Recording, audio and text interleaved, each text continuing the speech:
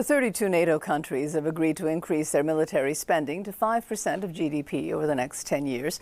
For Canada, that's going to be $150 billion a year. Roger Hilton is with the global think tank. Thanks so much for joining us, Roger.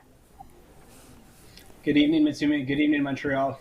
So, is raising spending of GDP from 2% to 5% a good thing? I mean, does NATO really need to do this, or is it more about appeasing Donald Trump, do you think? The short answer is that it's needed for both. I mean, the major success coming out of the Hague Summit, number one, is that all 32 allies are still together. There was no blow up, and Donald Trump could hold court at his press conference and say he got spending up. 5% is a significant number. For the audience, it's actually 3.5% on military hardware and capabilities and 1.5% on logistics and cyber hardware. And it is a lot, but if NATO countries like Canada had actually stick to the guidelines of hitting the 2%, they probably wouldn't need to have done this. So given what's out there, I think it's due course and a success at the NATO summit, despite the very unusual way it happened. Prime Minister Mark Carney talked about how it was necessary because it was an increasingly dangerous world out there. Can we assume then that dangers from countries such as Russia are not going to go away anytime soon? There's absolutely nothing in the international security landscape to suggest that the current tempo and unpredictability is going to change. If anything, I think the evidence suggests that it's only going to ramp up. You see what's going on in the Middle East about the question of deterrence and how that has failed Iran. And now you have great powers like China thinking what is going to happen with Taiwan, how far can they go, what would the reaction be? And then you have softer targets, specifically like Canada in the Arctic saying, Russia, we're going to push our luck, see what's possible. So in general, across the globe, lots of unpredictability, volatility. And for that reason, Canada does need to spend this 3.5% and 1.5% to maintain, national sovereignty and help allies.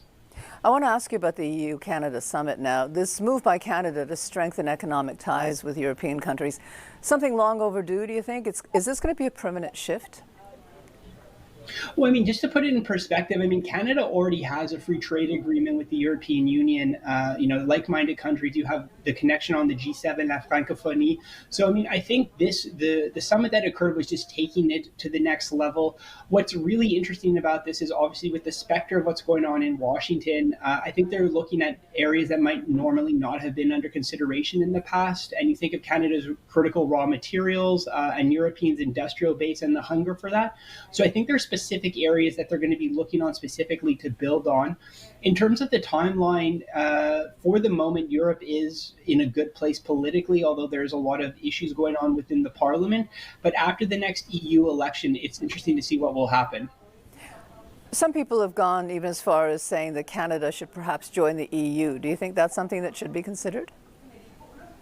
I think Canada is in a privileged position to stay where it is at the moment. Geographically, the Commission has already come out and said it's not on the table, it's not feasible. And I think Canadians only get really a rosy idea of what the EU is. All of the decisions need to be made unanimously, whether it's sanctions against Russia. There's a whole other host of issues. There's, questions of rule of law. So for the moment, I think Canada is in a great position with the free trade agreement, strengthening it where they can, and also allowing themselves to negotiate other free trade deals, in Asia with other partners without the cumbersome and bureaucratic rules that are the EU at the moment. Okay.